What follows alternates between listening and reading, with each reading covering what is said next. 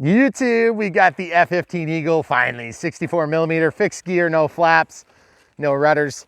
We'll see how this thing does. It's supposed to be pretty awesome. We're flying it on a Gen 2 4S 2200. We're gonna see how it does. We've had some bad weather. We apologize for not being around much lately. Everything's tested, safe is off.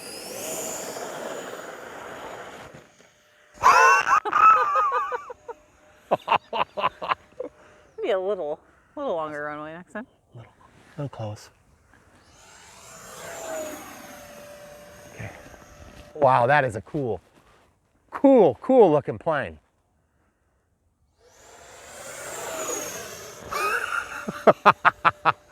Oh man, that thing could have rolled so much easier if I would have had a little bit more elevator. That sounds great. It does.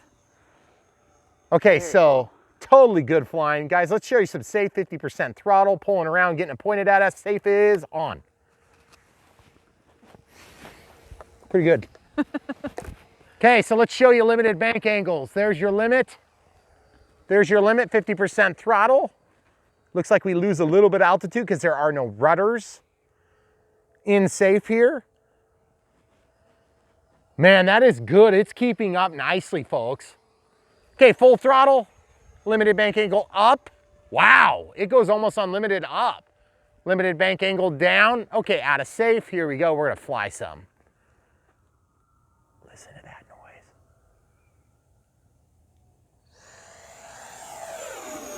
Hey, 4 steps back. Thank you. Just love the way that looks. Shoot the moon.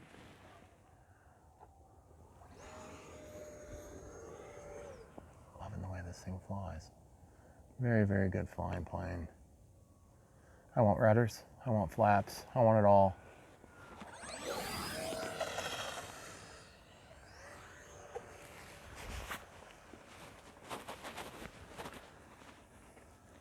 Time remaining 1 minute. 1 minute.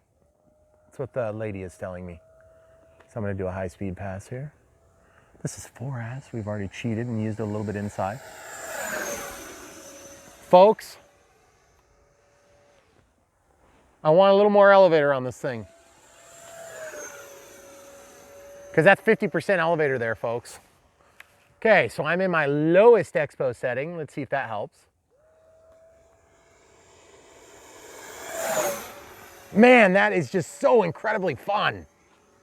Super good flying, really reliably easy to fly. The AS3X is rock solid. I am not flying with safe, obviously, right now. And it just feels like you've got rudders. A little bit sluggish on the elevator axis. That's the only complaint I've got. That can be fixed very, very easy. Oh no! Okay. That was a tree. I saw it coming from a mile and I just did not respond in time. Okay, so we'll do a post-mortem here. I'm thinking since that tree is probably 75 feet tall, it's not gonna do very good. We'll be right back. Okay. Okay, so basically post-mortem, we broke the tip of that thing off. Obviously we broke the nose of the plane, but beyond that, it's actually not that bad. That was just a me issue. That was not a plane issue, guys. I had no excuse other than just totally screwing it up. The cool thing about this plane is it flies great unless you forget to do stuff like pull out of the direction of a tree that's coming up very quick. This plane is just solid. I feel so bad that I crashed it because I wanted to fly it like 10 more times right now, but I didn't get the opportunity. So what I'm gonna try to do is try to fix it. We'll see if it works. I think it's probably gonna be fixable, but who knows? Either way, guys, you saw it here on YouTube, Brian Phillips RC. Come back for more. If you wanna help support the channel and help me get over this crash, buy one from the links below in my honor, and you can enjoy it for me. We'll link to this plane. We'll link to the NX6. We'll link to the Gen 2. I feel like this thing would have gone longer. In fact, I could probably run the throttle a little bit longer, but let's see what we've got for any telemetry information.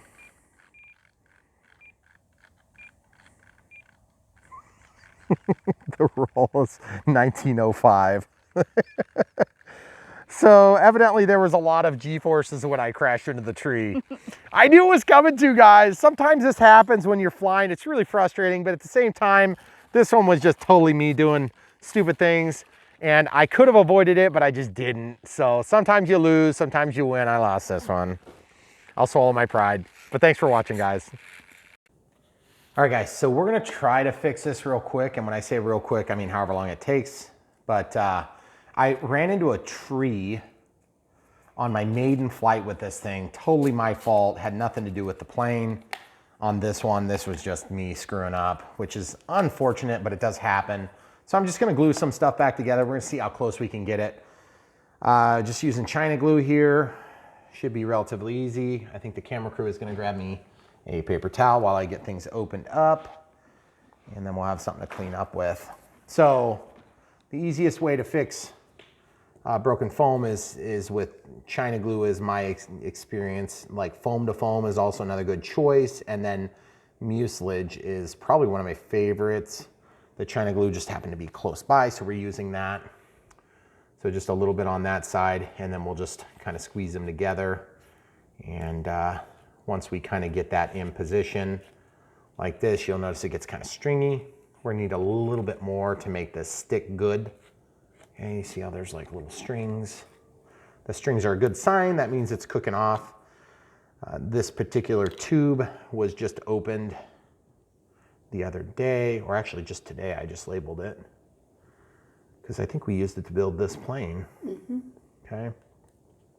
So just gonna get a little bit more on there and see if we can spread that out. And you'll be surprised how strong that stuff is. It's pretty dang strong stuff. And if you're in any doubt, all you really have to do is take a toothpick and then lengthwise just put that in there as a reinforcement. Okay, like this. And if you do it right, you can break it off. Sometimes you can kind of feed it all the way in. And then where it's broken, you can just take that out. So it works really nice. You can also use side cutters to clip them and then push them in with a pair of pliers, or needle nose pliers in that case. And then I'm gonna use a piece of clear tape. The clear tape is gonna go over the bottom, and that's just gonna hold that side for side. Now we just got in from flying, and we really enjoyed the way that this thing flew, but it's just one of those unfortunate things. Sometimes when you're flying, you just make a mistake and you run into a tree, or you run into, you know, something. So you just, you know, don't let it get you down. Every time you crash, learn a little something from it. Try to deconstruct the crash and learn how you could maybe avoid it in the future. And then obviously, if you're wanting to try to fix your planes like I do many times, that's another good thing you can do. You can learn to fix the foam. Foam is kind of a new media for some people. For me, it's kind of what I came up in the hobby with, because I've just been doing this here for about, what, 6 years now? So it's not really new for me. Okay, and there is one thing nice about a crash, and that is the untouched beauty of a brand new plane quickly disappears. So you can kind of get over that a little bit, which is nice, because it's a lot easier to enjoy a plane when it's got a few scuffs on it. So that canopy's fixed. That's the easiest part, so that's done. Obviously, we have a big gouge out of this wing.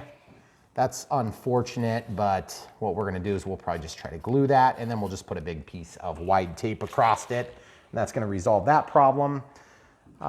Looks like I can probably glue a little bit here. My camera crew is struggling to find a good angle. Sorry, camera crew. It's okay. These repairs. Tree debris. Tree debris? Yes. Pull it out if you can. I got it. Okay, so we've got a new China glue tube we're opening here. We're just gonna go a little, well, I don't think I actually got that pierced. You have to kind of take that sharp tip and pierce it on some of these. Yeah, there we go, got it now. Okay, so just a little bit of China glue there. I've got a few of these toothpicks that have been broken in half, so I'll just use that to get the glue where I need it. Okay, and then once you get that spread out a little bit, you can kind of force that back into the pocket where it came from. Of course, this came from a branch that more or less hit it. More or less. more or less hit it. Hit it hard. Actually, I kind of hit the branch, but that's okay. I'll blame the branch. It was the branch's fault. Can't believe that tree jumped out in front of me like that. I thought you were gonna miss it. I knew. I watched it happen and I just didn't react in time. And it's just one of those things, you know, when you're flying rear controlled airplanes, especially the way I do, you're just flying in close quarters, and I enjoy that though. Most people are like, man, I can't fly around power lines and, you know, trees and things like that. Obviously the best thing to do would be to fly in a big open field. That's the safest bet. But like, I enjoy having the obstacles. That's like part of the fun for me. It also helps us filming. Because if you have no depth perception, when you're up against something like, okay, so the ordnance didn't get damaged at all. That's always good. Probably the ordnance helped save our tail a little bit. Nothing damaged at all. Ironically, we usually do an ordnance flight like one time. This just happened to be the first time. The landing was the tree. The one and only time. Yeah, which is a real bummer because I mean, this thing was flying awesome. The only complaint I had with this plane, it was extremely minor, was that I felt like I could use a little teeny bit more elevator. And I mean, it might have been just a little bit on the CG issue. You know, I could have probably forced that battery back a little bit. Okay, so you see what I'm doing here? Stick that down. I'm right-handed. Why did I do this on my right side? That was kind of dumb. I'm gonna clip this, get a nice clean spot. I have a granite countertop here, so I can stick to the granite, and then that helps me to get a really nice clean cut. And what you can do is you can stick that on there, and that'll make a nice, perfectly smooth surface. Okay, just like that. And some people will use spackle to fill those holes in. I've never really gotten into using the lightweight spackle. I just usually do this, and it covers up the spot, and it'll give you, you know, a few years worth of wear and tear out of it. I have so many planes that having a couple with dings are no big deal, but you have that nice profile on the airfoil. Okay, so now the worst for last, which is this monstrosity. Ugh, that really hit it bad. So you see this nose gear is kind of bent. We got a little break in the nose. Obviously this thing is just magnetically attached. Do we have More tree debris. more tree debris? Tree debris, tree debris. Sounds like somebody's name. Okay, so that, yeah, that's back on there, I guess, sort of. It's weird, it almost like changed the color of it. So you could put that in hot water and it would probably take out some of that curve to it. Obviously you can order the parts if you want to, but I've never gotten into that. Never done it. I don't really plan to start today either. But I'm gonna pull this battery out, and if I started doing that, you guys would think I was trying to sell you something, because I've never done that. Nope. Okay, so we'll unplug this. All the control surfaces have been tested. They all work satisfactorily. So you see how this is bent down? So I'm just gonna fold that up a little bit and then push up like this. There's a vent right there. So I'm actually gonna try to collapse that together and glue that. There's also a break right here. So we're just gonna get some China glue up into those joints. So just a little bit of China glue here. It's gonna drip down a little bit, no big deal. I'm just gonna throw this under there so it can catch if it drips. And then I'm just gonna slather it right there. Then I'm gonna open it up and just slide that through. Get a little bit of the China glue on both sides of the surface. That's contact adhesive. Okay, there's also a break down here. See where it's broken? Just get a little bit of China glue there and just let that work. Then, if you really want it to stick really good, you would let that set up, but because the nature of this beast, I'm gonna actually stab this through until it goes through. Oops. I don't like the angle that I made that. So I'm gonna go straight up until it just about stabs me. The reason I did that is because I really want to hold those together, because that's a critical bonding point there. Okay. I'm gonna let that sit for a second. This here we can glue. We ripped the rescue label in half. Yeah, it ripped on the other side too. Ironic. Okay, so we'll just stick that down. That one's gonna get a piece of tape. And this is just the funny part about foam, is that you just think, oh man, it's never gonna be the same. Funny thing is, 10 minutes from now, this thing will probably be flying, to be honest. Except for this nose gear. I'm not sure about the nose gear. So you can always hand launch the thing too. which again, I like wheels up, wheels down. So I think what I need to do is probably, I need to support that with something like a pair of pliers and then try to bend it back into position. But you have to bend it while supporting it.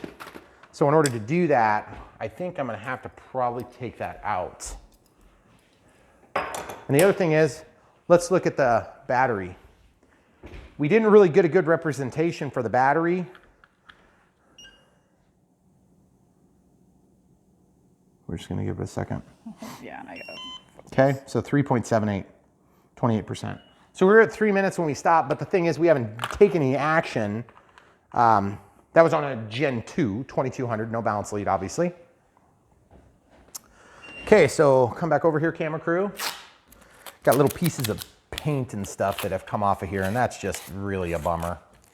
But what are you gonna do? At this point, it's too late. So if there's one thing I've learned about crashing, that is, it's a bummer, but you know, you'll live to see another day, and you can always just learn from each crash, and you'll be a better pilot because of it. That is, unless of course it's a real plane and you died. sorry. That's sort of true, but everybody tries to learn from other people's accidents. So if you want to learn from my accident, that would probably be good. And this is something that, I mean, it's not really exactly something that that we do for attention, because it's kind of like the opposite attention we want. But everybody crashes, guys. If you think you're the only one who crashes, you are grossly mistaken. Everybody crashes. Now, sometimes it's the plane's fault. I will be the first to admit this was absolutely not the plane's fault. It's my fault. I just made a mistake. Okay, so right there, there's 2 brakes there. So I'm actually gonna, on this, I'm gonna open it up. See how I just kind of spread it out? That gives me the ability to get the China glue in there on both sides of the joint. And same thing here, I'm just gonna spread that out and just let that China glue get in there. Any of you guys watching that thinks there's some sort of like offensive twist on the China glue, there really kind of isn't. It's just like, this is just what they use in China. It's a contact cement, and it comes from Chinese manufacturers, so that's what we call it. And it's not labeled. It doesn't have a name. Yeah, so it's just China glue. So it's not really supposed to be sort of neutral. So if you guys are reading something into that, I apologize if that's the case. Okay, so this thing, it got crushed really bad, but it's actually kind of mostly come back to form. So I think we'll just kind of leave it. We'll have to massage that a little bit later. Okay, so that's the steerable nose gear. That wire, we're gonna kind of tuck that back up front. We don't want to hit that bind button though. And you'll notice that we have these things sticking through. The things sticking through are just my pins, also known as toothpicks. There's a number of different ways you can do this, but the toothpicks have worked really nice for me in the past. So I just kind of do what works. So I'm gonna clip it just a little bit below where it sticks out, okay? And then I'm gonna see if I can kind of find that edge and push it back in all the way. Nope, not gonna go. Sometimes they do, sometimes they don't. I'm gonna just push with the tip of the pliers, okay? So that's in there, and now it's disappeared. And we were gonna bend the landing gear, but we're just kind of having trouble getting to it. Okay, so I'm gonna actually push down on the foam and then bite this off like that, and then it's flush. And then this one we can't push through, so I have to push into the foam and then bite to cut. Push into foam, bite to cut, shot across the room at my leg. No big deal though. Now these wires, I'm gonna pull these wires back up. And this is gonna be challenging because it's a lot of different contact points all at the same time. So the best thing you can do is, like with this China glue, would be to get all the contact points at the same time so that they can be kind of cooking at the same time, okay? And then make sure you don't let that stuff kind of poop out to the side, because it's a little ugly. Okay, so I'm just gonna kind of go along the seam. Okay, just like this. And then I'm gonna go along the bottom of the seam. And you're like, geez, that's a lot of China glue, Brian. Yes, it is. On some of these applications, you gotta get pretty heavy to actually get them to stick well. Now that's to say, you can use less, but but you have to have a less intense brake, okay? So we're gonna let that cook for just a second while I grab a Q-tip. Q-tip's gonna help us get that all over in the contours of that joint. You'll be surprised, guys. I mean, you're probably thinking to yourself, Brian, that thing ain't ever gonna look right. And you're right. I mean, it's never gonna be perfect, but it's gonna look mostly right from 20 feet away. And I gotta say, I really like the plane. I wanna fly it more. So. It's a really good size. It is a good size. And it flies good for its size. I do want more elevator though. Okay, so show the people from this angle if you can. I'm basically gonna have to put the China glue onto this as an applicator. Okay. Ow. Okay. If you get the China glue on your fingers, one thing you can do is you can just kind of curl it off like a booger. Yeah, I know. Everybody knows what I meant. Every single person watching knows. And if you don't know, we can't be friends anymore. All right, here it is. Remember, that stuff is, it's always working, so you do have to kind of work a little bit quick so that it doesn't totally dry on you. If it does dry to the point where you can't stick the two halves together and get the position right, then what you'll have to do is you'll have to re-wet that position with a little bit more China glue, okay?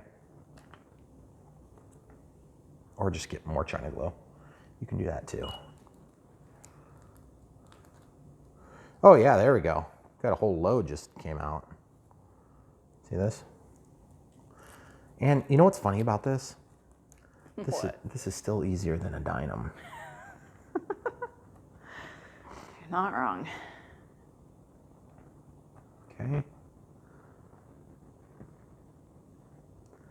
All right, so now that that's glued, we can go ahead and try to concentrate on a couple other tasks while it's setting up like this. I really want to try to collapse that somehow. So I am going to try to find a seam and then see if I can pin this horizontally like that, okay? You see it's wanting to come out the other side, so we don't want to go any further. There was a little bit of glue on this, so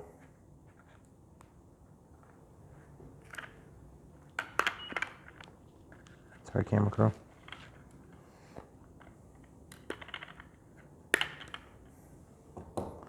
If you have small side cutters, that works really nice for this application.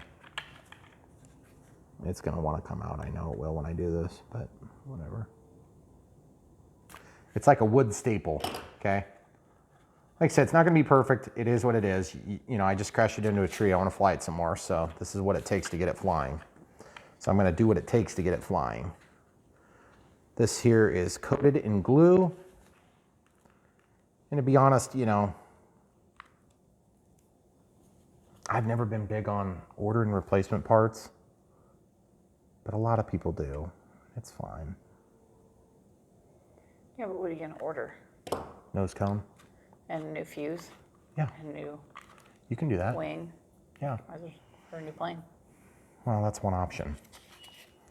But it's like one half of a flight old. I just can't bring myself to do that right now. It's a principal thing, camera crew. I know. Come on, it's a principal thing.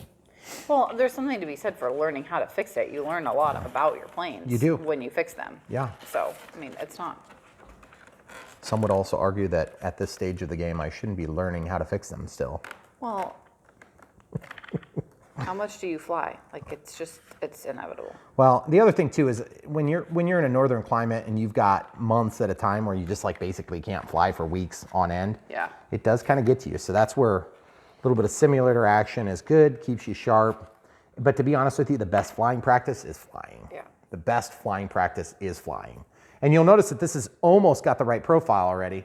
It's still not perfect, and it's probably never going to be perfect, but I want to get it to where it is flyable and it's reliable and it's, you know, safe, of course. And let's just be real. I mean, it's a big piece of foam. You know, it's like, can't believe you'd hit me with a coffee cup. Look at that. That's beautiful. Is that what the tree said? We're getting really close. Yeah. Yeah. Yeah, the tree said that exactly. Well, I know we said at the beginning we have had bad weather, but I think on my phone there's like 3 winter storm warnings for this week. That's So, why we're so yeah, we're hard like on up about getting against this it. going. And people, if you've followed this channel, you know kind of what we're talking about. If you've been with us since day one, which there's a lot of you that have been, we really appreciate you. You know what's going on. Like especially when I'm on vacation from work, from my day job, then we put out a lot of footage. And part of the way we're able to do that is when we have good weather, we just like crank out the videos. And you guys might not see them for 2 weeks, but you know, we might film 8 videos in 3 days. And that's hard work. So the camera crew is like working their tail off too. I'm actually gonna just apply this here, and I'm gonna cut it here, and then I'm gonna use this for the next one. Okay. So now what I'm gonna do is I'm gonna stick this down, get good adhesion, and then I'm gonna pull with the tape, and then I'm gonna stick it. See how I pulled with the tape, and then I stick it. There's a vent there. That vent is just in a precariously bad spot given the crash damage, you see?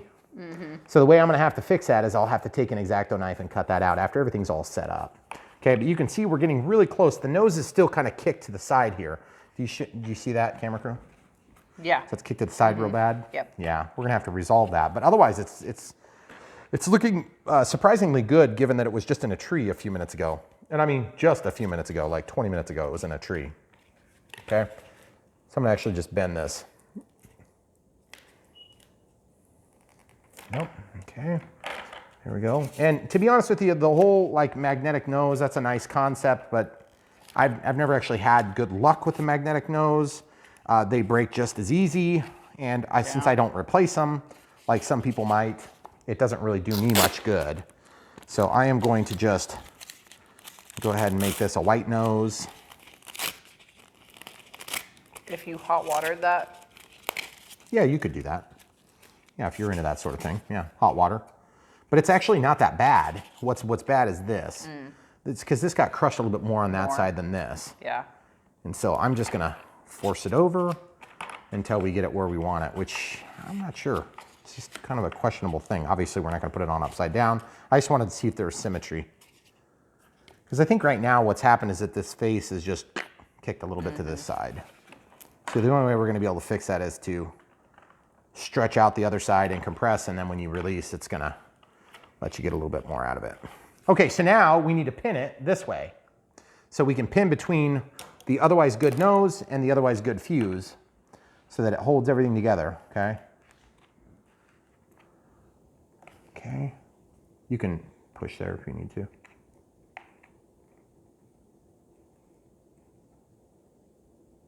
Sacrificial area there. See how I pushed in, and then when I let go, the foam just relaxes. Okay, same thing over here. And you'll notice I did not apply glue to that one. That was because there's a ton of glue already in that middle joint there. Okay, so that's gonna help to rebond those two halves together. And then this again, these things are super light and they're quite strong. So it's almost like, I don't wanna say it's like adding carbon fiber, because it's not like adding carbon fiber. Adding carbon fiber is like adding carbon fiber. So if you really want to add carbon fiber, you can actually add that. I would not recommend it though, especially after this type of crash. I would just, I did notice that this was a little bit thin, and I think I might actually mention something about it. How it would be a vulnerable spot. So if you guys are new and you're flying this thing and it's like your second plane and you crash it and the nose broke off and you're like, I'm never gonna do this again, don't give up. This is really atypical. It's very thin here. That's not normal. The jets are always like that. So just don't beat yourself up, first of all. Second of all, jets are a little bit harder on some aspects. I shouldn't have crashed. This is an accident, basically. But I wanted to teach you guys a little something today. If you're new, especially a new pilot, some of you guys are probably rolling your eyes at this video thinking, you know, you should have known better. And yeah, obviously. But, you know, what are you going to do? It's too late now. So if you're new to flying RC planes and you're sitting here watching this and you're saying, man, how am I ever gonna recover? You know, first of all, don't freak out. It's not that big a deal. You can have this thing flying in no time. The nose gear is by far the worst thing. Everything else on this plane is essentially fixed. There's a couple of spots I'd like to reinforce. There's a couple of spots that are never going to quite be 100%, but that's okay because it doesn't have to be 100% to fly okay. Some of these planes, you won't believe me when I say this, but you will after a few years. Some of these planes actually fly a little better after you fixed them. And I don't know if it's just because the way the CG works out or what. You see how I did that? I just pinned this front because I was noticing it was a little bit weak. So now I'm going to cut this back here. It might shoot, so be aware. But then I want that to actually be not sticking into the battery bay. So I'm going to push that back, and then I'm going to try to clip it right here on the face. I'm going to pull it back to me just a hair further than I needed it, and then I'm going to clip it, and then I can push it back. Okay. And I'll just push that back, and it shouldn't go into the battery bay now. See? So nice, simple solutions. We're most of the way there. You could dip this whole thing in hot water and you would probably relax the foam, but you're also going to lose a lot of paint if you do that. Like this whole area just feels stronger now. It's actually going to be pretty good. The glue is still a little bit tacky. That's not a problem, except for when you put the canopy on it, it might have a tendency to cause you problems. Let's try to center this thing. What was that, 1.5 or was that 2? It was 1.5. 1.5. Okay, so now you could do the obvious thing, which is to just like take the nose gear off, take the landing gear off, and just do belly landings. But in this case, I want to show you how to fix this if you want to try. So let's see if it's bent up here. I'll just stick that on there for now. It's not straight, but that's okay. I don't even know. That doesn't look like it's bent that much. I think it's mostly bent down here. It's kind of hard to tell. So on this one, I'm going to hold here, okay? And then I'm going to try to bend this square. So you have to kind of have an eye for what you're bending, like where you want to get it to. Okay, and you'll notice I took it off the plane first so that I have an easier time getting it to center up. Okay, looks like we're close. We need to come over here a little bit. So I'm going to see if I can do it on here by holding here tight, and I'm going to try to bend it that way a little bit. So I'm going to just bend it like this. Okay, those I want to avoid breaking those set screws. So I'm going to come in here and just go hard but not break the parts. Okay, and then we'll just try this again. See, we're getting pretty close. And I don't think it was perfect before. We could try that. That actually looks pretty awesome there. The problem is it's going to not have the machined part. The flat. Yeah, the best thing I could do is probably go ahead and bend this forward. And it's just going to be a little cringeworthy when I do this. Holding it and attempting to bend, attempting to bend, attempting to bend. And there we are. It's a good way to break those, by the way. It's getting close, real close, guys. Again, it would look almost perfect there. But if you go there, you're going to have your set on the wrong side. Okay, so let's release that. Yeah, see the sets are on the same side because the set screws are on the same side like this. Yeah. So I think what we need to do is I don't think they were square to begin with. Were they? Not totally. They were close. And this paint keeps flecking off, which is kind of annoying. Yeah. And then the mucilage is activating it, which is also annoying equally. Oh, we're at 5% on battery. Oh, we are? Okay. All right. Well, we'll work quick.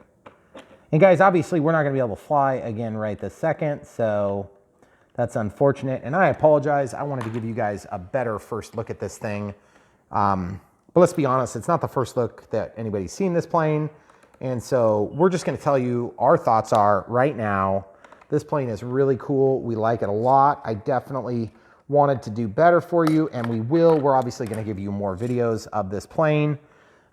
It's definitely good. Definitely look in the description below. You can buy one for yourself if you're curious to give it a shot. You want to avoid trees. It does not stand up to tree crashes very well. Look at that, guys. This plane is essentially ready to fly. Do you want to pause it and we'll come right back? Okay, folks, it's getting dark. We want to prove to you that this thing's fine. We just crashed into a tree and repaired it mostly. One thing I noticed about the plane rolling, it was rolling kind of slow. So we're going to go further back and take off for you in just a second. Okay.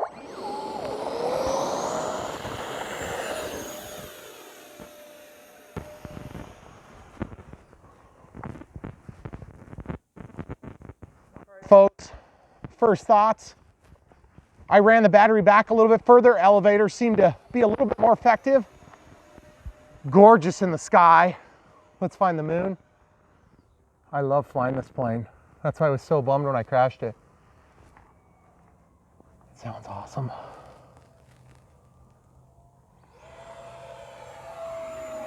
Oh man, that thing looks so good. You couldn't ask for a worse sunset for visibility though, because it is absolutely gorgeous sunset, but is absolutely going to make it difficult to see this thing. It's all right. It's not like I just crashed it or anything. Right? Right. Watching out for the power lines.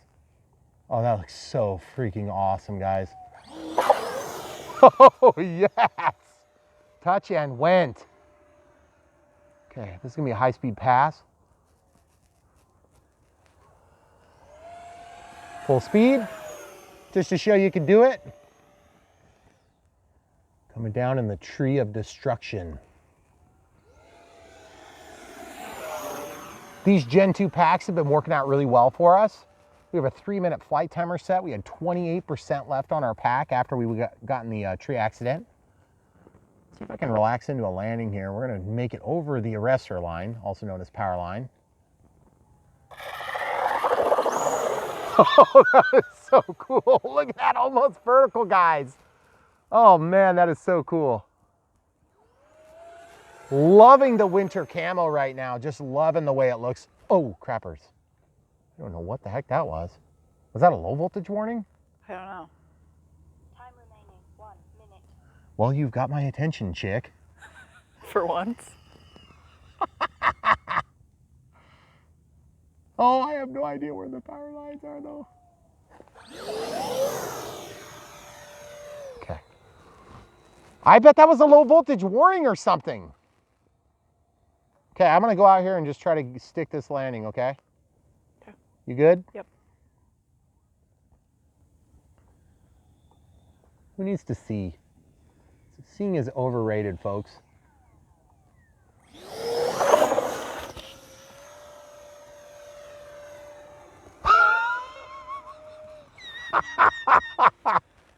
Oh man, that thing carried a lot of speed still. I wonder if I have landing gear.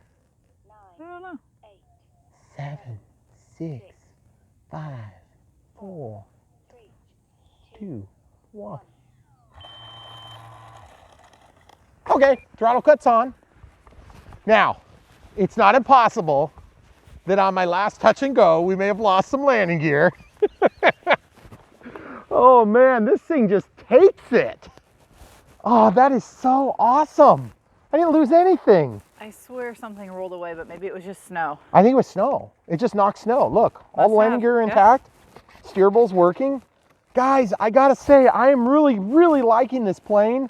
Yes, get the good side. I don't know if there's not a sure good what that side is now. anymore. Man, if you guys are looking for a cool plane, this is definitely a cool plane. Okay, so I think what we're gonna try to do is we'll try to get some second thoughts footage, and probably what we'll do is we'll pull the landing gear and we'll just do some hand launching. And what I'd really like to do is get some better landings when it's not dark, because I'm not sure how that's gonna pick up on camera.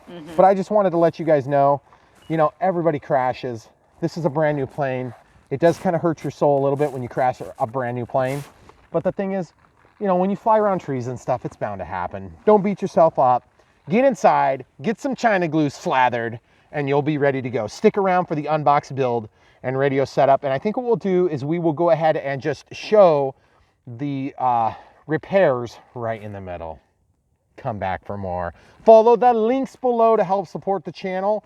Buy the plane, buy the Gen 2 pack, buy the Gen 1 pack, I don't care. But smart packs are really awesome, and I can guarantee you that you're gonna enjoy them as much as I do. I have had such good luck with them. Just excellent packs. I think the only ones that we've had problems with were the ones that I crashed in the ground with. And then they kind of sucked. Oh, but anyway, Moonlight special for you. Come back for more. YouTube, it's Brian Phillips. We're gonna open this thing up. You already know what it is from the thumbnail and or description. And or flight. And flight.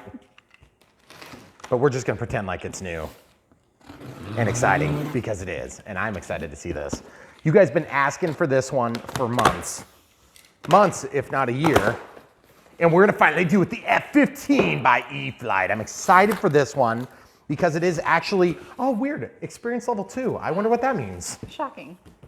This is such a small box. I know. What the heck? I'm like, I don't know what's going on. I don't really get it. How can it be this small of a box?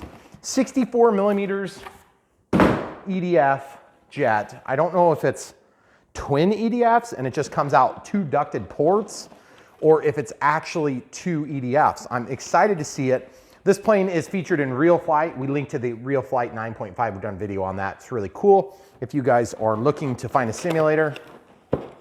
But you know me, I prefer it in real life as opposed to simulations. Really? Yes. Okay, here it is, guys. All right, so the F-15, beautiful F-15 Eagle, 64 millimeter EDF electric ducted fan. We are excited to do this one. We have had some horrific weather, and so we just got done filming another review, and we are excited to put this one together. And that one we spent a lot of hours on and had moderately good results.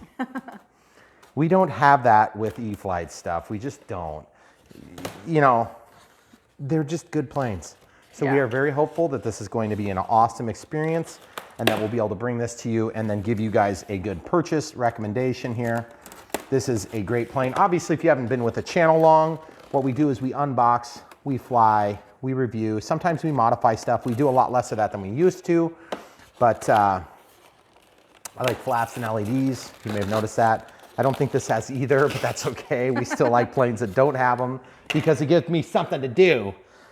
But for today, we're gonna unbox things. Ooh, wow, look at that. Vertical stabilizer and pinch hinge for the rudder. It's like a little baby stabilizer. Very light, very light. Nice and straight as it would be on an F-15. This has some control rods and some covers, a few screws, linkages. Landing gear are fixed landing gear, something I'm not a big fan of on jets typically, but I've heard this plane is very good. So we're gonna see it either way. Free spinning landing gear. Nice small clips to keep things on as opposed to set screws that tend to fail. We have an ordnance pack, which is pretty awesome. Got some sidewinders here, it looks like. Cool. We don't typically do a lot of ordnance flights, but we'll try it maybe on this one, just depends on how it looks. A hardened tip, and then a foam. Rest of the nose looks like it's magnetically attached. That's always nice. Okay, we have the instruction manual right up on top. It's a little bit weird that they put that on top instead of on the bottom of the foam like they usually do. E-flite has some of the best manuals in the industry, and that's part of the reason why I like them. Wings, single servo, no inboard flap, outboard aileron.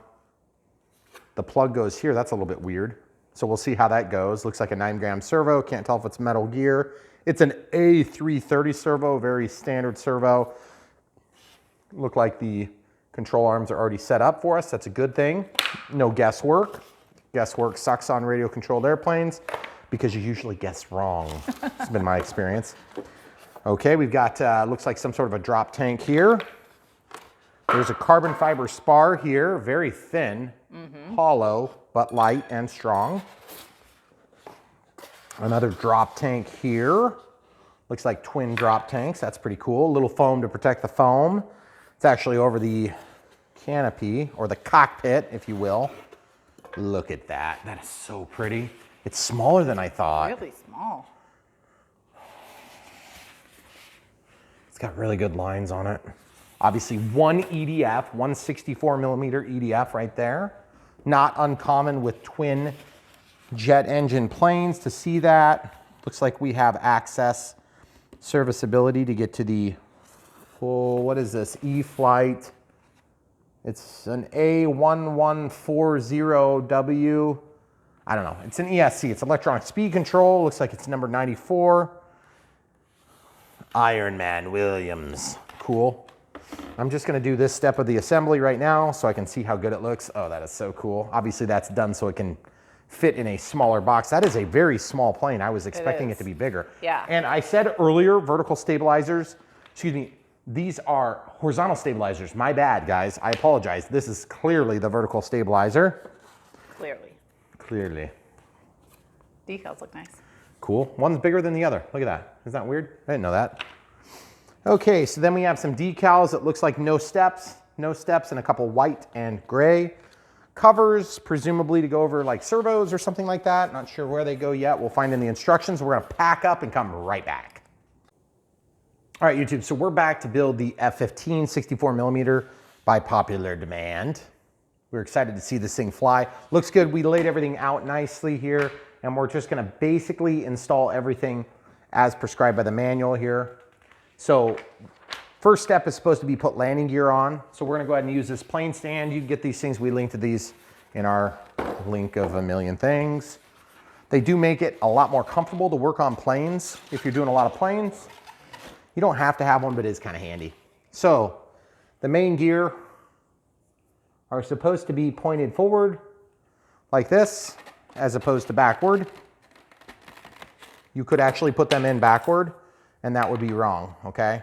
It's not gonna roll at the right time if you put it in backward. So definitely do it the correct way. And that is definitely what they show in the manual. So there's little decals too when you're done with all this.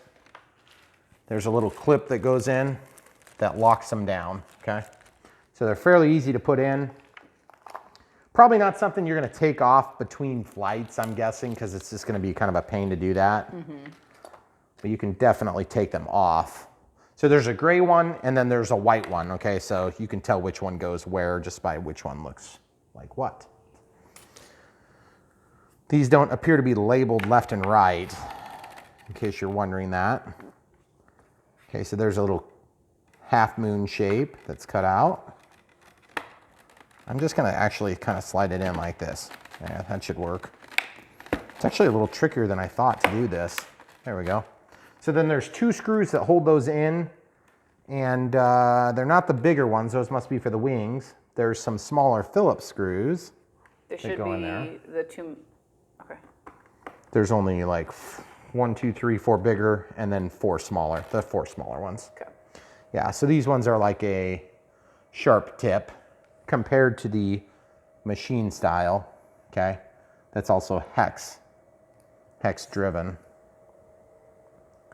Okay, so we're just gonna get this screwed down. I mentioned this earlier, I'm not a huge fan of fixed gear, especially on aircraft like this, jets, but my understanding is that this plane flies amazingly, and so of course I have to try it out and give you guys my 2 cents worth. If you're considering purchasing this plane, obviously, if you're new to the channel, you may not know so obviously, but if you follow the links, you'll help support us, and we would very much appreciate you doing that. If you're gonna buy it anyway, you don't pay any extra. You can use all your coupon codes and you can earn whatever RC points. It doesn't matter which manufacturer we're dealing with. Whatever company we work with is going to be honoring those things. They just track that we led you to buy it. That's all. Piece of foam there, it looks like. Okay, so we got the 2 landing gear on, and you can kind of see that it goes down right here. There's kind of this blue line, okay? So that's where your gear go. If your gear are back here, then it's gonna roll at the wrong time. Meaning when you get up to speed, you're gonna have to be, going a lot faster to get it to roll, and it's gonna be bad, so don't do that. That being said, it's probably got plenty of power, but I've heard that on some other planes. I haven't heard about it on this plane. Okay, so the spring loaded part is supposed to go back on this. Mine had my little shaft thing installed. There is a flat here to receive the set screw. So that just slips in. My wonderful camera crew already picked out what looks to be a 2mm driver. Of course, it's the wrong size. No, that's for the wings. Oh, for the wings? Yeah, I don't think it said, I don't There's a remember it saying on there. 1.5 here. I bet it's a 1.5. It looks like about 1.5 millimeters. Yep, 1.5 millimeters it is. Okay, thanks Tom for sending us these tools. A long time ago, feels like, but it's actually only been probably 6 months. Tom sent us these. I bet it's been a year. And the plane stand. Yeah. And I just thought, I don't need either of those things, and I use them almost every build. All the time. So thank you, Tom, again, for the 50th time. They were really, it was a nice gesture, and we really appreciate it. Plus, he had problems because they lost these things, and he still went out of his way to get those, which was super nice. So anyway, okay, so you can see how that's gonna look, pretty cool. So we got the landing gear on, now we're gonna put the wings on. Actually, I still probably want it on the plane stand, except, honestly, which way does the screw go? Guess we're gonna find out in a second. So these wings are really obvious. You don't put them on like this. You put them on like this. And what I'm gonna recommend you do is line up the brown with the brown. You just line them up like that and then get these wires plugged in while you can more easily do it. Okay, so brown with brown, yellow with yellow, and then just snap it in like so. Okay, cool. And then my wonderful camera crew already got this 2mm driver. Yes, that's for those. And then they just hold the wings in, super easy peasy. Maybe. I had to push pretty hard to get that one to start biting, but once it started biting, no problem at all. So the little stickers, I'm assuming, are the covers for the connectors, right? Yeah. I didn't read that far into the directions. Kind of makes sense. This is going to be a quick build. It's like the antithesis of Dynam. Yes, that's what we like. Yeah, I agree. And we've been waiting for weather, and we're up against weather again. Yeah, because there's bad weather coming, and we've just had no. Oh, you know what I forgot? The wing spar. Oh, I can put it in from the other side though. So if you forgot your wing spar like I did, just do that right now so you don't forget. Yep. So just slide that through, okay? And then now come over here and show them as it penetrates. Oh yeah. Ooh, I don't think we're supposed to do that. Yes, yes. Get in there, you know you want it. There it is. Okay, good. So that worked out pretty good. Nice. So probably would have been easier to slide that in first, but who knows?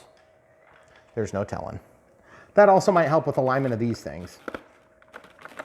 This one's kind of being a pain in the neck. There it goes. There it goes. Yeah. Yep, it's spinning now.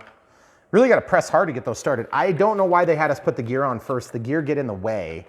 So note to self, folks, if you're doing this at home, put the wings on first, then install the landing gear because they do get in the way. Because look where my hand is. Yeah.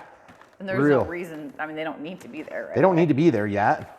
I mean, you don't have it flipped over or anything.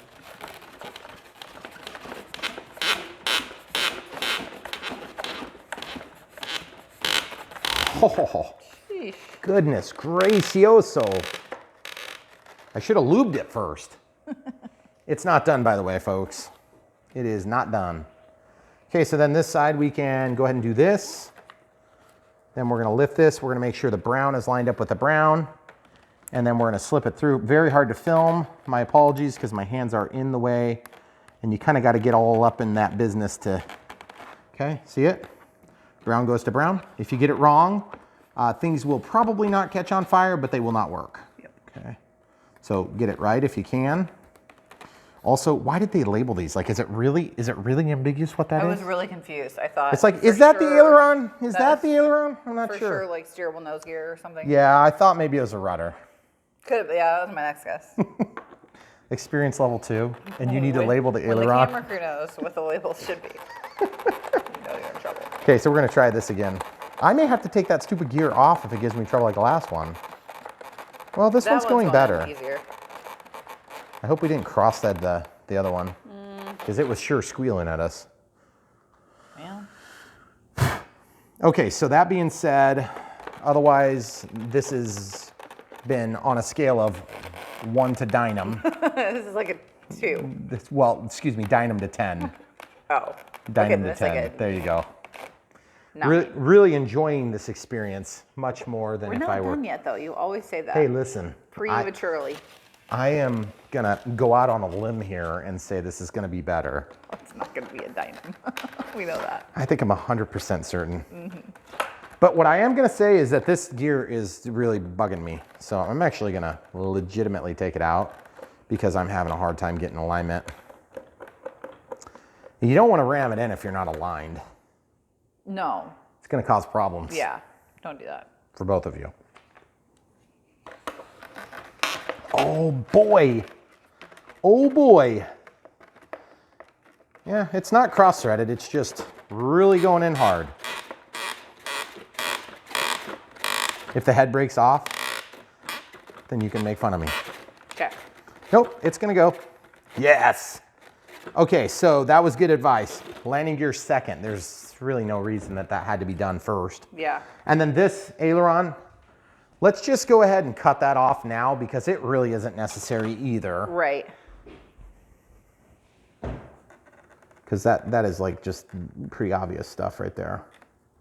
Okay, so I'm just gonna cut halfway, peel it off. Same thing here, guys. I'm just gonna take the knife edge, go through, there you go. Okay, so that's gonna look a lot nicer. Okay, so now we've got some stickers that we could put on top of those too. I'm gonna go out on a limb here and say that the camera crew was 100% correct.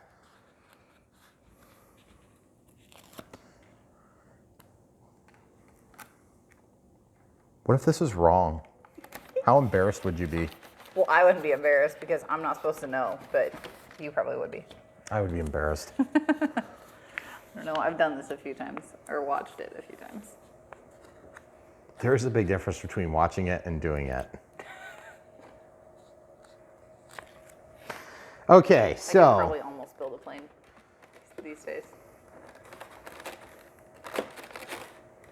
we have lots of interesting secrets we could share on this channel, and you guys would get a kick out of it, but we're not going to do it today. What are you talking about? I was going to say about building planes. Oh, yes. No, we can't tell them that. Yeah, No. they're funny secrets. Okay, so they don't say to do this yet, but I'm just going to do it so you can see what it looks like. They go on and then slip back. There's like more ordnance pieces than there are plane pieces. I'm trying to figure out like how this is supposed to work. I suppose they'd probably tell us. It's almost like there's supposed to be rocket pods somewhere. Do they go on the bottom? Do they go on the bottom of the wing? No. Well, yeah, I mean, they go on the bottom of the wing. No, I meant like on the bottom of the plane, but no, they go on the bottom of the The bottom of the plane is what we're looking at right now. It's the problem. They go right here, don't they? Where?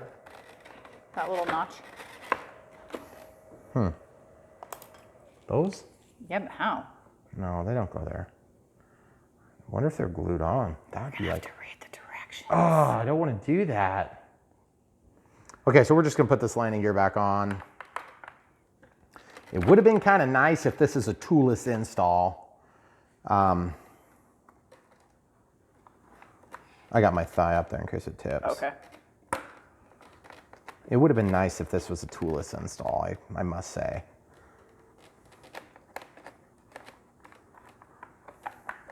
I suppose there's a reason why they told us to do that first, and I just haven't figured out what it is.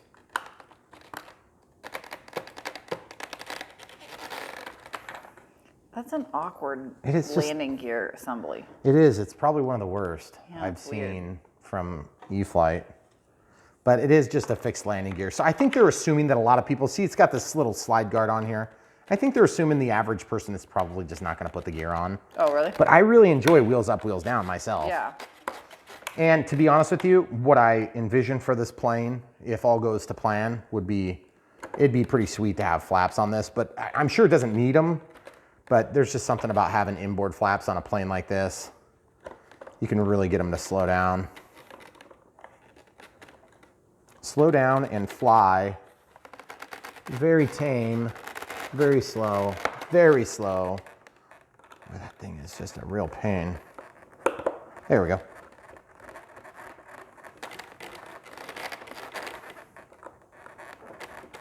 Okay, all right, good. So now that's all in. We have some control arms that we're gonna need here shortly.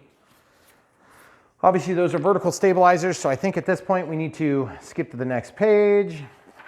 The next page, of course, is going to be to, it says to glue them on, but it's talking about putting those controls in first. They're suggesting CA for this. I'm probably gonna use China glue for this, just because I like China glue for this sort of step. I'm not a huge fan of, see that, how that works? I'm not a huge fan of CA for this type of glue application. Okay, so just a little bit of China glue, a little bit of China glue.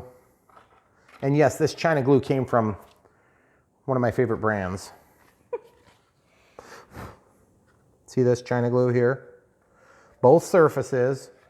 Now, why China glue? Because China glue is a contact adhesive and it actually works really nice. So that being said, E-flite left paint off of those areas. Kudos to E-flite for doing it that way. Congratulations on setting us up for success instead of setting us up for failure like some of your competitors do regularly. Okay, so we're just gonna spread that out and let that cook off. And what I mean by cook off is we're gonna let the chemical reaction start. It's gonna stink like rubber cement, and it's going to make it sticky as all sticky can be. And I got a little bit more on that side than the other, so I'm just gonna spread that over there. And then up here on the plane, I'm gonna do kind of the same thing, just spread it so that it's an even coat, let it cook off for a few minutes. And what that does for us is that's gonna make it just tacky and tacky, tacky, tacky. I mean, really, really tacky, okay? Now you can use mucilage for this if you want. This is basically the same as mucilage. The only reason we're using this is because we have it and we just have some extras from planes that we recently built. So we're gonna let that tack up for just a quick second. And we're gonna look at the instruction manual. They're suggesting CA on the top as well, which is gonna hold those things in through this little hole here. They're gonna slide in. Oh, you know what? The missiles actually slide onto these drop tanks. And you're supposed to CA these on like that. So let's go ahead and do that for the ordnance packs as well. I'm actually gonna take a seat for this part. And I'm gonna come over here so my light is better. Now, one thing, you're gluing to a painted surface, so you may experience poor results, and that's just part of it. If you're really wanting a quick bond that's going to be lasting, CA would probably be fine on any of these joints. I just prefer China glue for these joints. Now, you don't have to do the China glue, you can do CA and that's fine, okay? Camera crew, can you hold that vertical? Thank you. Interestingly enough, they omitted the paint on this spot, which was smart. Thank you for setting us up for success, E-flite. Okay, and you'll notice what I'm doing. I'm basically just smearing it, smearing the good stuff all over each of the faces. Wow. Okay, so there's 4 faces, so I'm gonna smear it right across the faces here like this. And then that's gonna sit up for a second.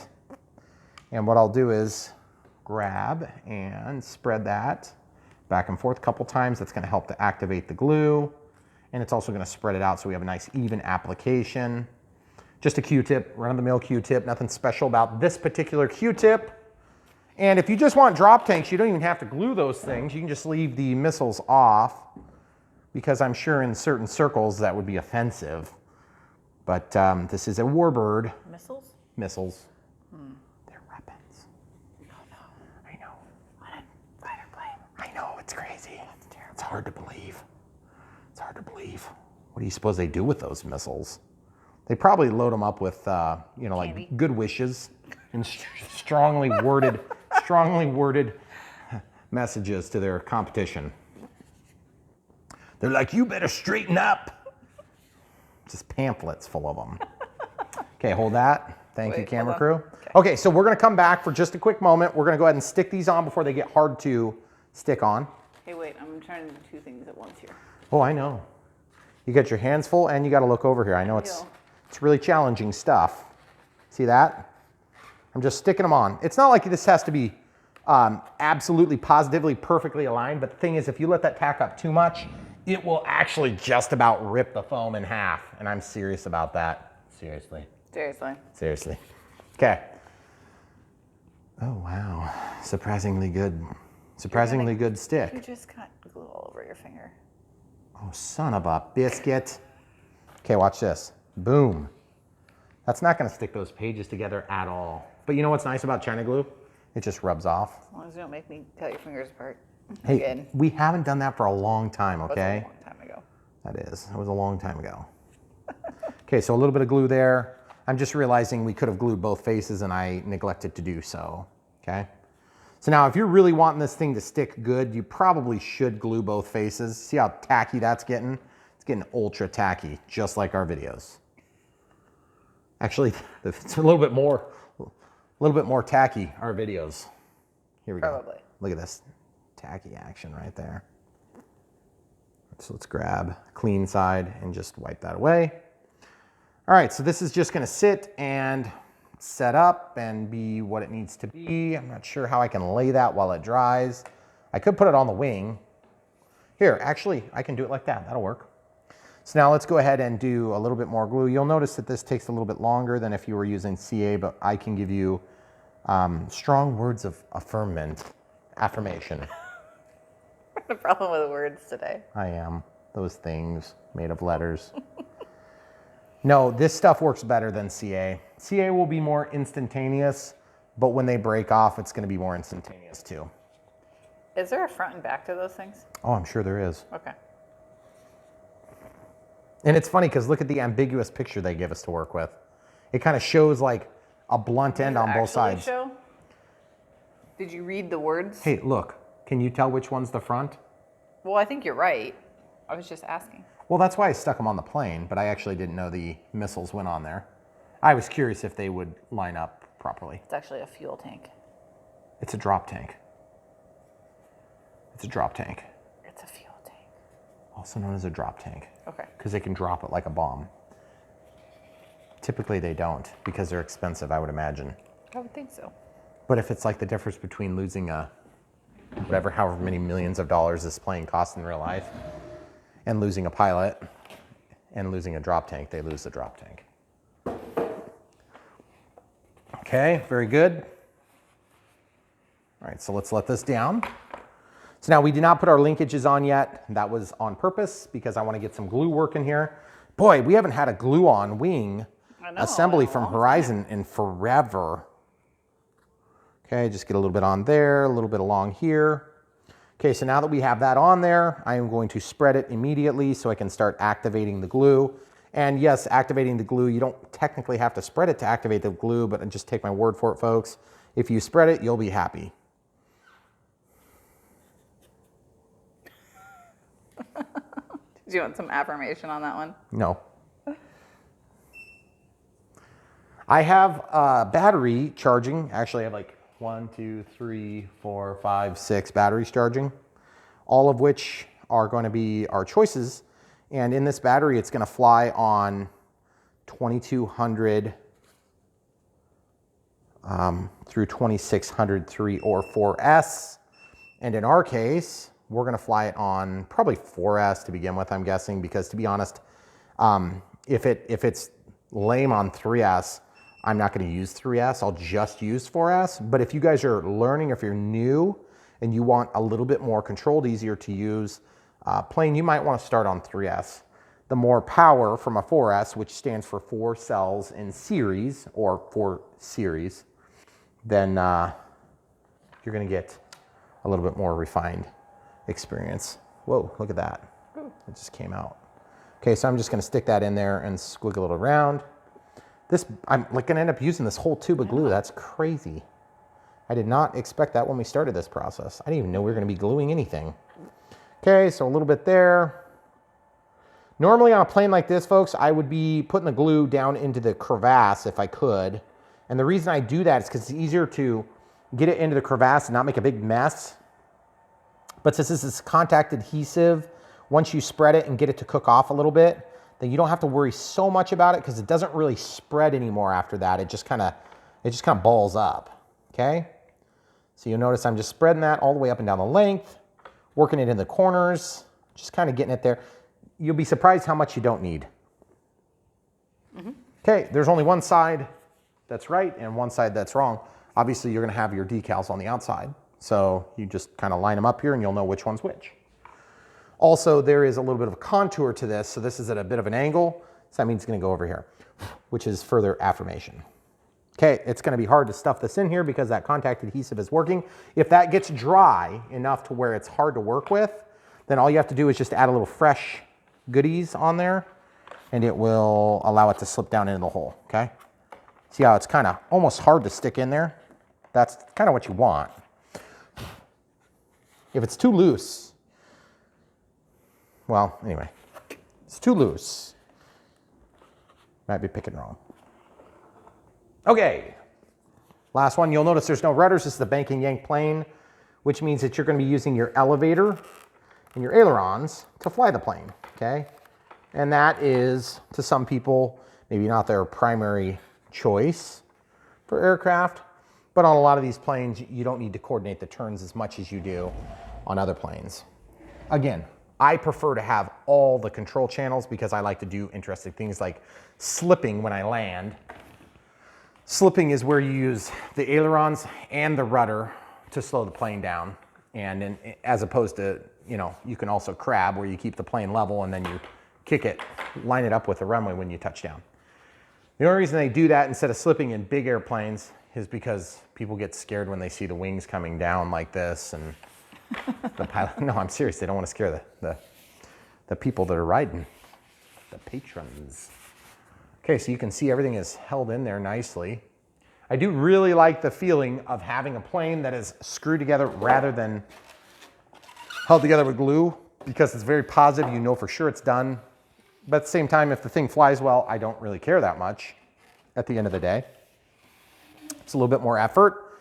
Obviously, you have to have some CA or foam to foam. I link to that. That's very similar to this that I use. I prefer mucilage. It's a little bit more tacky, faster, but it's also a different manufacturer. You have to order from a different site. So I would recommend getting the stuff from Horizon. If you're going to order from Horizon this plane, when you follow the links, you can go ahead and get yourself a tube of foam to foam, and you'll be able to build about 10 of these planes. Okay, so where do we stick this control? Looks like they're showing it in the center hole.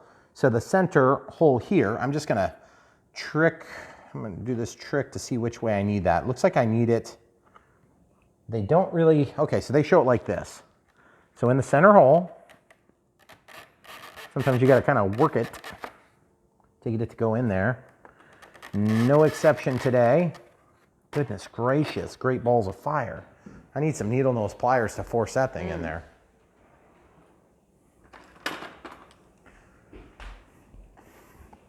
Okay, so watch how I do this. I grab and then I just force the flap through, okay? Then I can twist it.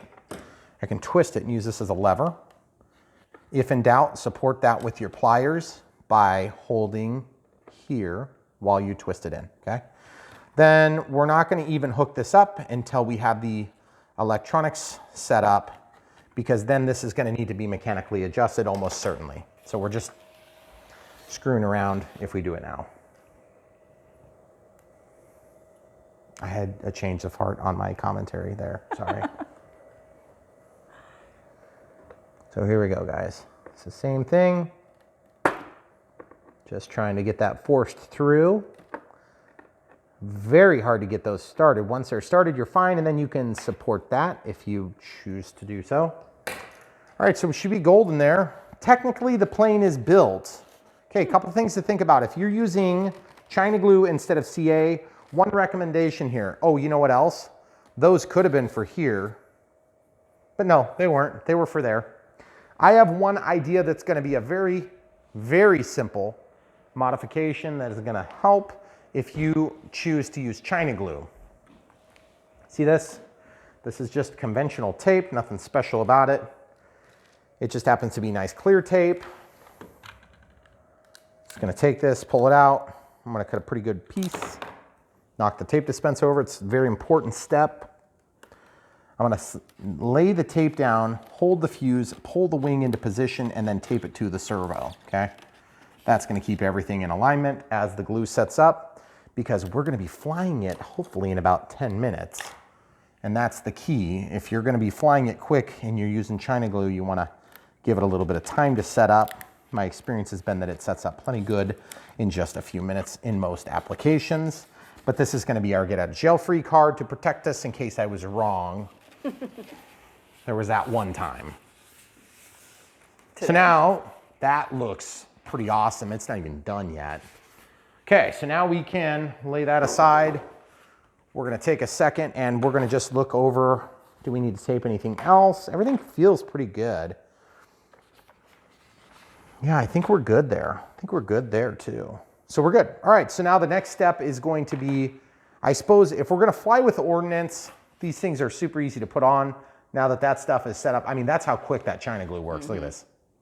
It's just really not an issue. And all you do is you slide it into this big hole and you slide it back, okay? So you slide the squares in, and then I'm gonna hold it by just one wing and then just slip it back. So there you go, done. Same thing on the other side. I historically do not fly with ordnance. Except for maybe one flight, just to kind of show what it looks like with the ordnance. I'm usually not a big fan of the ordnance, but the ordnance does detract a little bit from the landing gear. Note for aircraft manufacturers, if you have fixed gear on a jet like this, it would be really cool if you could get creative and do clear landing gear. or something that is not noticeable at all. That'd be really cool. I'm sure that's not something that, you know, everybody's gonna agree with though, because sometimes people wanna see the landing gear, particularly on landing. All right, so we have no step labels or stickers. Do they show where to put them? I don't know. I didn't get that far. Okay, so this is an AR636, or 630, AR630. Because how does this come off? Oh, look, they put the tape on there for us. Nice. Okay, that is a cool looking canopy. I like that the pilot is appropriately sized. What? How the heck are you going to stick your hand in the propeller on this? I mean, if the plane breaks in half while it's running, and yeah. I mean, not your hand. Well, don't stick other things down there. Jeez. Camera crew, What? seriously, will you throw that? I meant like your scissors or your. So this has an EC3 connector, and there's an AR630 in here. Looks like this is probably a bind plug. Now look at that steerable nose gear. That steerable nose gear is probably not in the best place, given that there's a million wires right here. Goodness gracious. Where is the battery going? In the hole. Oh man. Yeah, I know, you're really gonna have to ram it in there. Yeah. Okay, so no step, no step, no step. Let's just go ahead and put those where we think they go. Pretty sure we're not gonna be able to tell from the drawings. Oh wait, can you? Here, I know where to put them. No step. Right there's one. No step. It's basically on all the control surfaces, because when the ground crew is working on these things, then they will be walking along the top of the wing to fuel the plane and different things. I don't know if they actually walk on top of the wing to fuel the plane, but they'll be doing different tasks, and this helps to remind them. See, there's a bunch of no steps back here. It's like a whole plethora of no steps. I don't know why they give us so many of these. I don't see any on the. Okay, so no step, no step. I guess we'll on the picture. Put one on the rudder, maybe. Now in real life, this whole assembly would move. It'd be a like a stabilator. Stabilator. Thank you. But in this case, it's actually got an elevator that's cut out, which is fine. All right, where else are we supposed to put those? I don't know. Does it say in the picture? I can't see it on the picture anymore. Oh, they don't have them on there. Nope. Okay, well that's all you get then. I guess no step, no step, no step is where it is. So we should be good to go. So what we're gonna do is we are going to get ready to do the binding procedure and radio setup next. All right, folks, so we're gonna use the NX6 to set up this awesome EDF jet.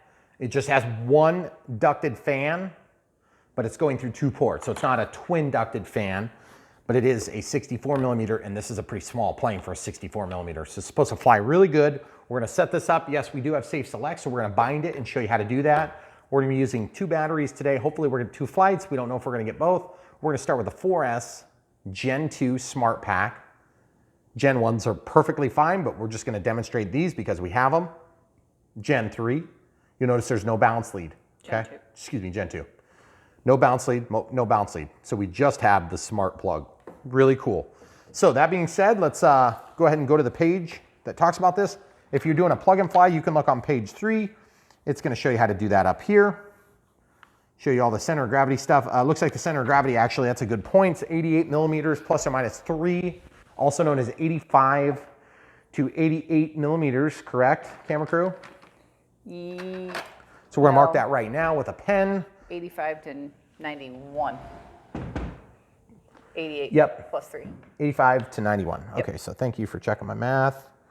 So 85 to 91. So here's 85 to 91 from the edge of the wing at the fuse. Okay, so right there.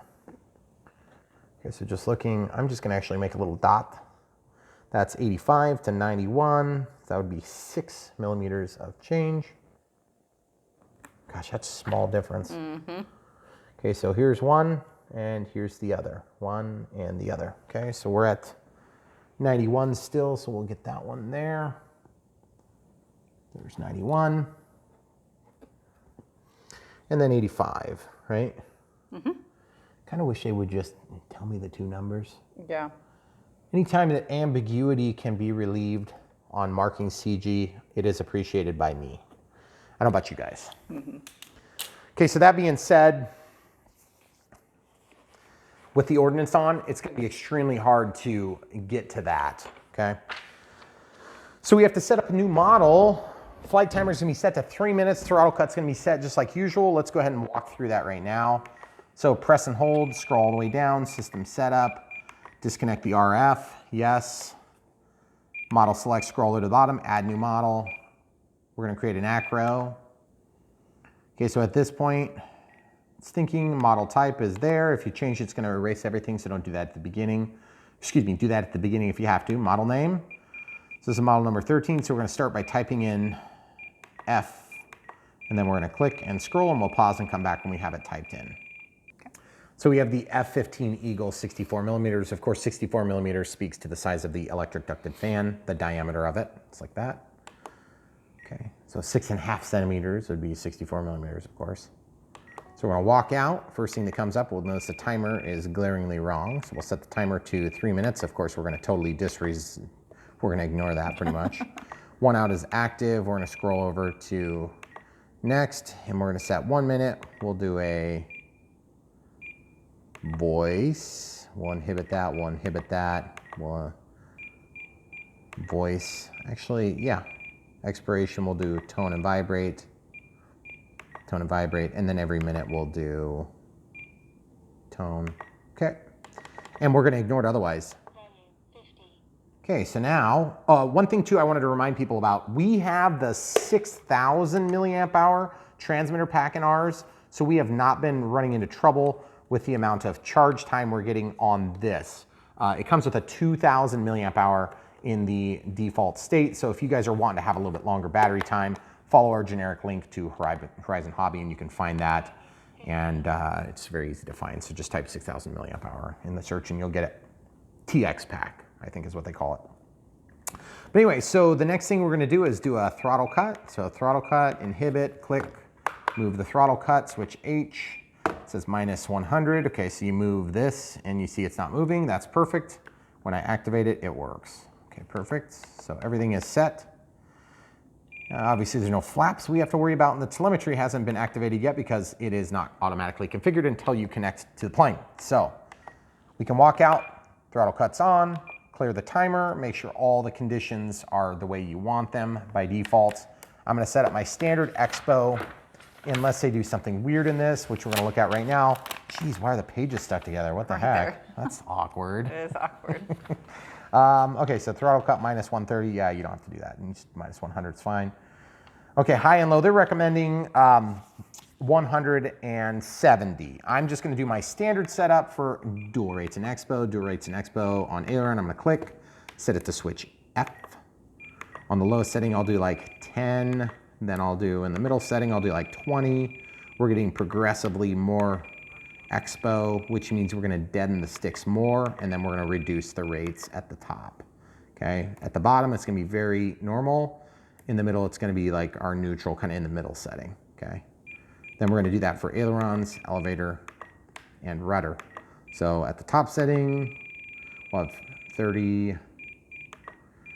And the whole rationale behind doing it this way is you have a way out. You always wanna give yourself a way out in aircraft. In aviation, you always want a way out. So if it's not enough, you can go to the less expo, excuse me. And if it's too much, you can go to more, okay. Oops. Okay, so 30, whoops, there we go. Go to the middle setting, set it to 20. And yes, you can do reverse expo on spectrum. If you go minus, then that means the sticks are more sensitive at the center. Why would you ever want to do that? If you have a 3D plane, that's why. Okay, so that's all set. So now if you go over to the monitor mode, you can see if I pull back on the stick and then I move it to the middle and then to the top, you see how it changes the position, but my thumb is staying still. If I were to move way out here, there should be a small amount of change, but there's still change, okay? So that's good, you can test that it's working. All right, so everything is ready to go. We're ready to bind. Throttle cuts on. If I had gear, this is where I put gear. I'm probably gonna have safe select on that for this particular plane, which we'll go through the assignments on that. If you flip to the page that is page 8 in my manual, there's also a push button on the receiver, which is kind of like up in the nose of the plane right here. So you have to have the canopy off for this part, and it is talking about the setup. excuse me, the setup, the only thing we didn't do is we didn't look at that page that tells you how to do the programmable transmitters, computerized transmitters yet. There's your center of gravity marked a little bit more detailed here. Okay, they don't talk about it like they do on a lot of planes, so that's okay. It's all right. I don't care because we don't need it in this case. And if you need it, you can watch this video and just pause it. If you get lost, play it in half speed if you want to go slow, play it in 2 times if you want to go fast, or any step in between. We're going to just set up with the 4S because we might as well. That's what I'm going to start mating with. So the first thing you do is you can turn off your transmitter or you can go into the bind mode, which is where you leave it on. So it's shutting off currently. When this light shuts off, the RF is shut off. Okay, so it's off. Throttle cuts on. All the sticks are in the neutral position where I want them for fail safe. So if you would lose radio contact, it's going to go to this condition if it's bound that way. Okay. Battery, there is a piece of Velcro in here. I'm not going to mess with that Velcro right at the moment, but you see there's a piece of Velcro here. There's backing that I'm touching with my index finger. I'm just going to slide this battery in and see kind of what size cavity we've got to deal with. Oh yeah, that's pretty good bite on either side. I don't think we're going to have problems. Okay, so plug it in.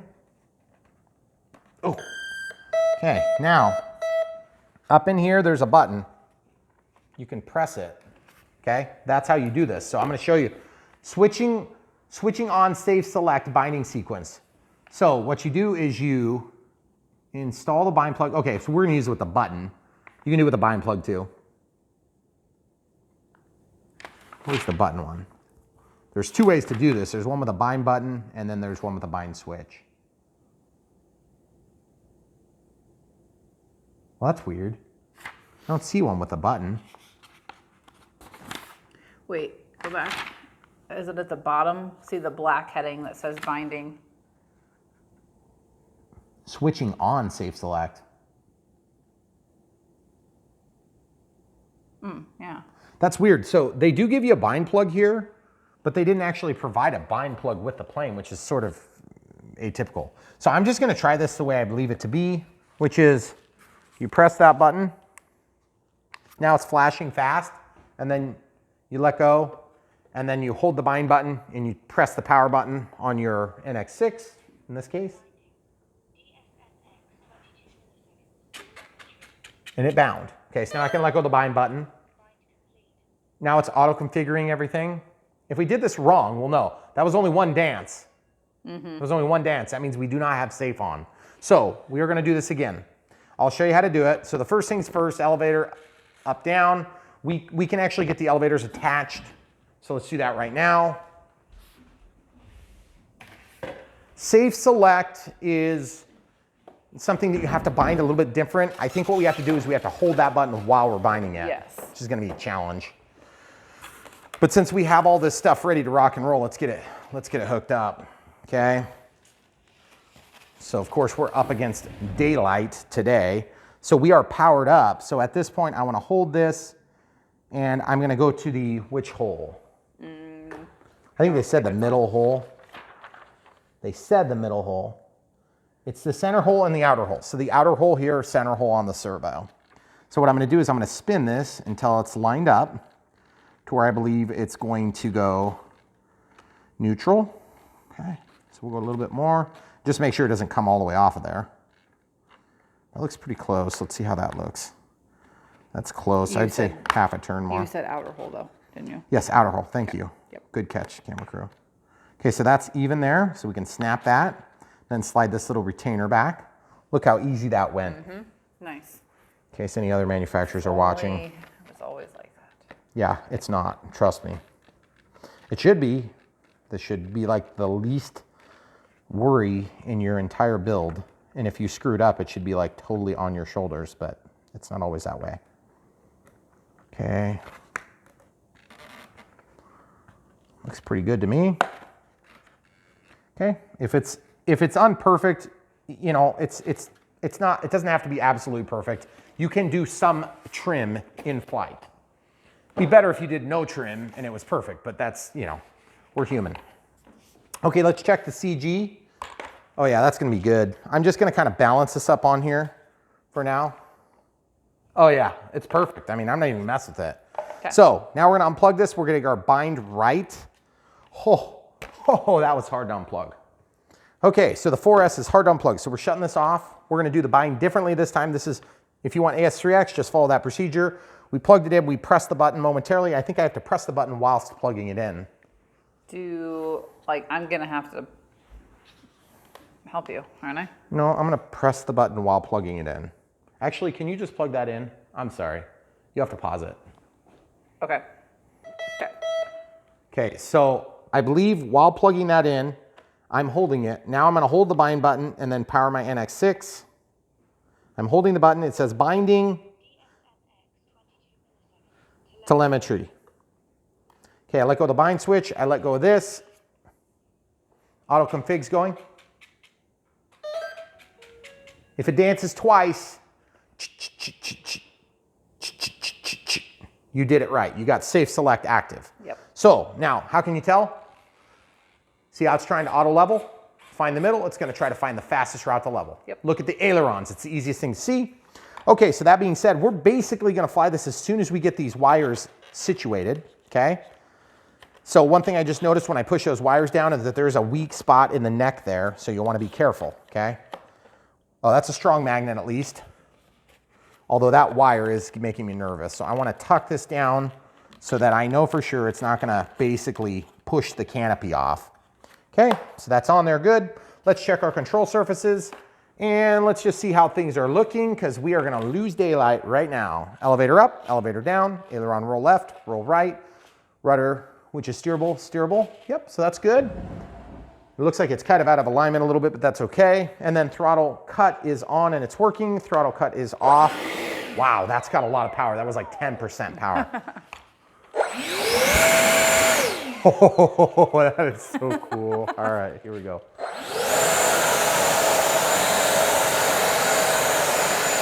That's pretty good.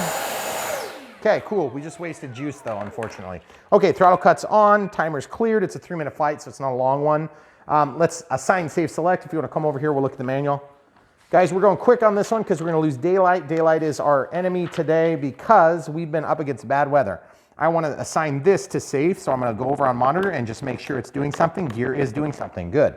So sticks down and in. 1, 2, 3, 4, 5, 6, 7, 8, 9, 10, 11. Okay. Elevator up, down. Everything's still working. Look. Stops. Now it does it. Okay. I want to switch the condition of this because I want safe to be on when it's back. So we're going to click servo setup, travel, reverse, gear. Reverse, back. Safe is now on and off, and we know it. Okay, so timer is cleared. We should have telemetry. Let's look at that real quick and then we'll go outside. So click, click, or excuse me, scroll, scroll, scroll, scroll, scroll. Look at that, so cool. And by the way, when I turn safe on, see that? So cool. Look at this, watch this. It knows positionally what's happening to this aircraft. That is so cool. Look at this. That's awesome. There is so much technology in this thing, and the best technology that you're gonna have is of course gonna be the voltages, which we will see later on. Okay, so throttle cut's on. Next up, we'll be outside flying.